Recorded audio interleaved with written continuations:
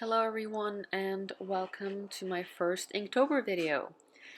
So Inktober is something I hadn't done before this year, but I do love the idea of forcing myself to use my pens more.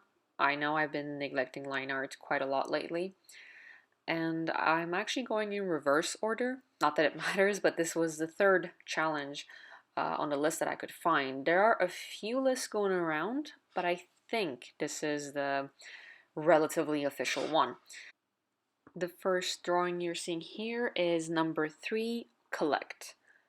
I wasn't sure where to go with it. For some reason, Collect just makes me think of stamps and classic collections like that, but I want to have a bunch of detail and small lines, so yarn just made sense to me. It's an odd thing to collect, but hey, I know people who do. Now, I apologize for the lighting in this video. While I was recording, I did not realize how much the sun was moving behind me. I've used several pens throughout this video, but the one you're seeing right now, the brush pen, is the Tombow one. When I first started using brush pens and getting different kinds of pens to line art with, I went on jetpens.com and bought a bunch of different types. And although I really like using brush pens, I would have to say that I didn't notice a huge difference between them, the ones I tried. I don't have a favorite or anything. They are different, a little bit softer, a little bit more ink and such, but in the end, I think if you want to try a brush pen, you can try one and kind of know if you want to use it or not. Brush pens are a great way to get varying line weights.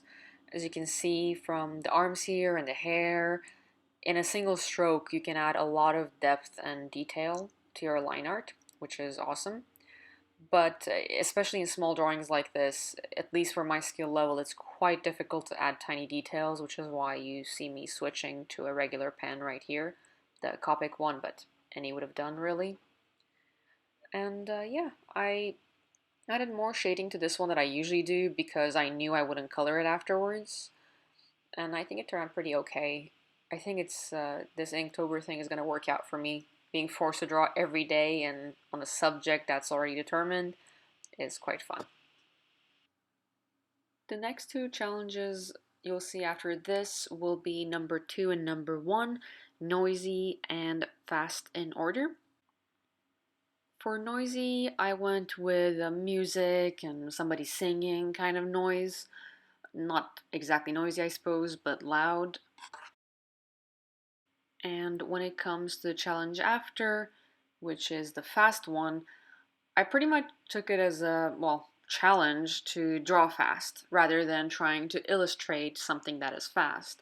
I put a timer that you'll see and drew for only 5 minutes.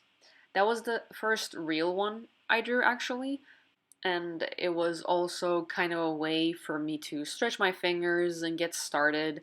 I drew 1 and 2 on the same day because I missed October 1st, so on October 2nd I just drew both. And that's about it. I hope you enjoy the rest of the video.